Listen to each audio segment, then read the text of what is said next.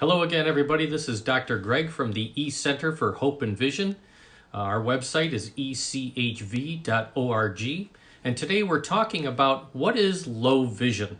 When you hear that term, that's a medical description of someone who has suffered some form of vision impairment, which is usually permanent. When we talk about that, that can be from an injury or a disease process of the cornea, an injury, a detachment, or a degeneration of the retina from such things as macular degeneration, glaucoma, diabetic retinopathy, stroke, hemorrhages, retinal detachments, and so on. So when a person has low vision, their vision has been permanently decreased to a level of what we would refer to as 20/60 or less. This means that basically a person who has perfect vision, who doesn't need to have any glasses on, or with their best glasses on, could stand back 60 feet away from something that the person who has low vision would have to stand it's only 20 feet. They could only get that far back, so 20/60 or worse vision would qualify them as a person who has low vision. Also, a person can have low vision even if they have 20/20 vision. Now, how is that possible? Well, we also, when we do an exam on people, we always measure what's the width of our peripheral vision. How wide is our visual field? For most of us, it's actually more than usually 130 degrees or more. But for a person who has low vision, it's going to be a field that is constricted. If it is constricted enough that it's down to 20 degrees, only 20 degrees of field, that is a person who is absolutely a low vision person, and they also would qualify as a person who is what we would refer to as legally blind.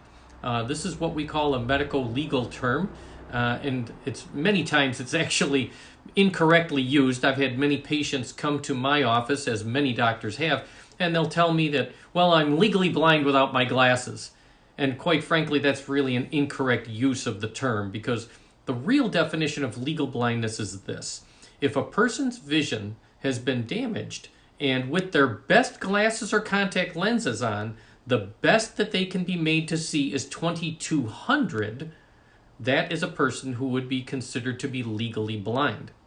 If they also have a visual field that is constricted to 20 degrees or less, that would also qualify them as a person who is legally blind. That would entitle them to certain medical and legal and tax purposes, types of discounts and privileges. Many times we will fill out paperwork for people like that so that they can apply for these programs. But again, a person who has low vision is a person who has vision of 20/60 best corrected with their best glasses on or worse. We've all heard about the big E on the chart. That's 2400. In other words, a person with good vision could stand back 400 feet from the same object that a person with the low vision could only stand back 20 feet. So I think you begin to get the idea. Low vision means that that person's vision is significantly impaired, and they are going to need some help. Special glasses, type prescriptions, and different magnifiers, telescopes, technology that works for them today. And all of those things can be found in a person introduced to those things in what we refer to as low vision rehabilitation, which is what we're going to be talking about in our next segment. What is low vision rehabilitation, or low vision rehab? You'll hear it talked about quite often. So stay tuned for our upcoming segment on low vision rehabilitation.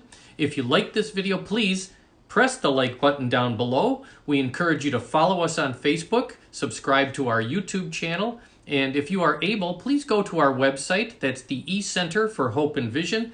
Again, that's echv.org. And if you are able, please help support our mission. All the things that we do for our clients or patients are done at no charge. And we only ask that people who are able would please make a donation to help support our mission, to help restore hope and independence in the lives of people who have suffered vision loss or any form of other life adversity. Thank you so much again, and stay tuned for our upcoming segment on low vision rehabilitation. God bless.